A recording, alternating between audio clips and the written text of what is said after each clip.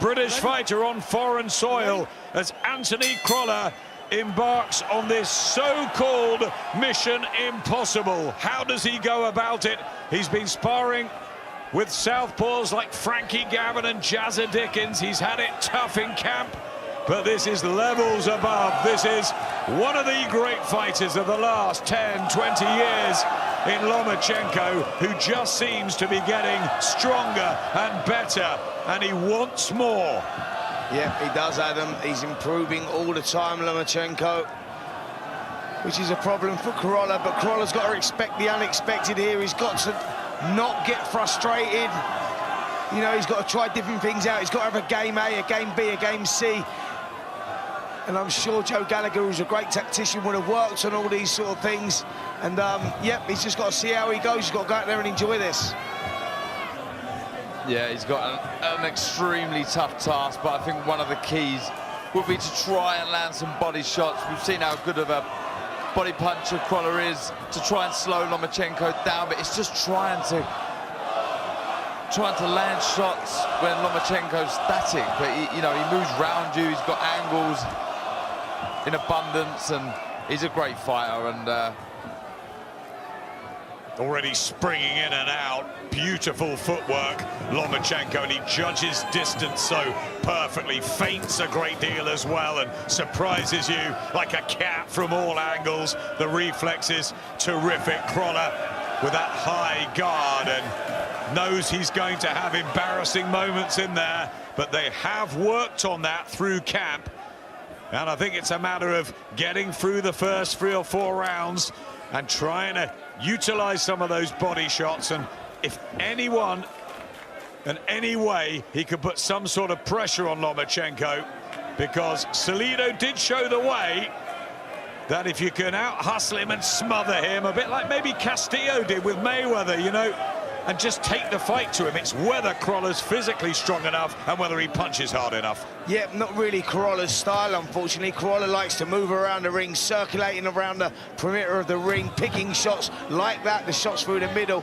I think for Crolla, I think his biggest opportunity here is Darren hit the nail on the head. He needs to switch the attacks to the body and try and slow the attacks of Lomachenko down, because you're right, Adam, the timing is impeccable from Lomachenko. The way he moves his feet in and out is something that we've never seen before, and it's special. It's beautiful to watch. Crolla is a good tactician, though, and has got plenty of skills. He had to get to where he has, and he won that fight against Daud Yordan to become the mandatory. Some people have said he doesn't deserve the chance. Disagree. Did everything asked of him. Beat Ricky Burns as well. Now he's got to find a way of fathoming out the massive puzzle in front of him. Good lad. All right, he might come a little bit more now. Joe Gallagher guiding Anthony Crolla through. He's a good man to have in the corner, isn't he? And he knows Anthony so well. Yeah, he certainly is. And he broke that down beautifully, if I'm honest. The information that he was passing on to Crolla there was perfect. You know, he's got to stay tight. He's got to, be careful of those body shots, those straight left hands through the middle, and he's got to try and counter-punch Lomachenko as he comes in, but timing is the importance here. Second round for the former world featherweight, world super featherweight, and current and reigning world lightweight champion Vasyl Lomachenko. Fight number 14 for the 31-year-old, who was one of the most outstanding amateurs there has ever been. In with Anthony Crolla, decent amateur, but has achieved more as a professional, has lost 6 times. Most worryingly, that defeat at British level when he was stopped by Derry Matthews. But how he has rebuilt and learned from there. And it shows how much a fighter can improve from roughness early on. The loss to Yusuf Al-Hamidi, the ice cream salesman and journeyman. You'd never believe he went from Yusuf Al-Hamidi to Vasyl Lomachenko. Well, look, it's what you take from defeat and what you learn from it. And Crolla's learned lots from his defeats, and it was a privilege to watch him win that world title, but again, he's up against it here, and he's in a position now where I don't want to see him. I don't want to see him getting pushed back and backed up into the corner to allow Lomachenko to pick the shots. You've got nowhere to move when you're on the ropes or in the corner, so he's got to try and double up his attacks. Crolla, try and push Lomachenko back and try and get him in the corner or on the ropes. But, you know, it's a very difficult task when you're fighting someone who has the foot movement and the foot speed that Lomachenko does. Yeah, Lomachenko's controlling this with his feet. And I see what Crolla's trying to do. He's trying to draw him in. We heard Gallagher saying try and get him on the right hook counter as he comes in, but that's easier said than done. Lomachenko's footwork is perfect at the moment. There was the body shot that Gallagher was talking about. That was a good sign there for Crolla. Yep, nice shot from Anthony Crolla there. And he's keeping his poise. But Lomachenko right in front of him, and he's not going to be worried about that as he goes through his routine. I'd see a lot more feinting as well from Crolla. Try and get Lomachenko to lead and try and counter him. This is good work. The variation there, body shots, following up the uppercut. Lovely work. Sweet uppercut, and it followed a left hand a few seconds before that from Lomachenko. Finding the gaps now in the Crolla defense. And now Anthony Crolla's learning what it's like to be in with someone like Lomachenko. He wanted to test himself. And here begins the reality. How will he react? Yeah, Lomachenko's just pushing Crolla into each corner at the moment. It's not where he wants to be.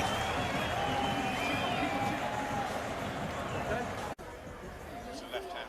That shot, that up round, they're the ones I think that hurting his legs a little bit. Body shot at the end of the round. He just right one There, there. that was it, yeah. Just under the elbows. That was the one. No, it was a left hook. Yeah, It was a left hook. I saw it. That was the shot. the up. That and that. Oh. Two You're headshots. right, the headshots and the body shot. Stay back, fellas. Lomachenko with a couple of headshots and a body shot late on in the second. I think troubled Anthony Crolla just as he went back to his corner. Joe Gallagher kept everything on the right lines. Paul Smith in there as well. Familiar faces to help Anthony Crolla. Lomachenko, as always, has his dad Anatoly in the corner with Igis Klimas and Rasamba.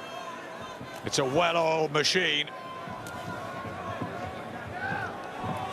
And a well-oiled fighter. Yep, not a bad start though from Crolla. You know, he's gone out there, kept nice and tight. He's not doing bad here. He's just trying to work a way out to figure Lomachenko out. He's trying to break through the guard, but Lomachenko is controlling all this at the moment just with his feet. Look at the movement, in and out all the time. The distance is perfect. Those uppercuts there with a left hand. And again from Lomachenko. That's the wand that he utilises, the backhand from the southpaw stance. And now he's looking as though he wants a stoppage here. He's right on the front foot. And is there any chance of him looking past Crolla or not getting up for it? Not one little bit. That looks the complete opposite. It looks like he wants to make a real statement here, and you can see it. There's real spite in these shots. Look at that left hand, beautiful shot. Crolla took it well. It's fantastic stuff by Lomachenko. Yeah, shipping some big punishment here, Crolla. Those left hands through the middle and that body shot as well. The uppercut is really taking an effect now. He's been landing that from the opening bell, and this is troublesome times here for Crolla. Really upping the tempo, and Crolla tries to get back with a left hook of his own, and he's springing on his own feet, Crolla, but he's under sustained pressure here, and it's the skill set and the speed. And as Darren said earlier, levels in boxing. And Crolla, a good former world champion, but at the moment he looks like he's in with an absolute superstar. Absolutely. I mean, he's showing why he's regarded as pound for pound #1. Going through the gears, the variation, you know, the tempo, you know, he doesn't stay at one pace. And there's a lovely right uppercut there, picking the shots well. Crolla's got to weather this storm now, get away from them ropes, try and work his way back to the center of the ring. Yeah, the problem you got for Crolla is that Lomachenko is forcing him into each corner. He's using that footwork, and now he's starting to unload with the clusters of punches, and he's in trouble here, Crolla. Big shots, left hook really troubled him. Anthony Crolla, and the referee's already having a close look. Back into the third, he's going to have to throw something back, he can't. And he's giving him a count, the referee.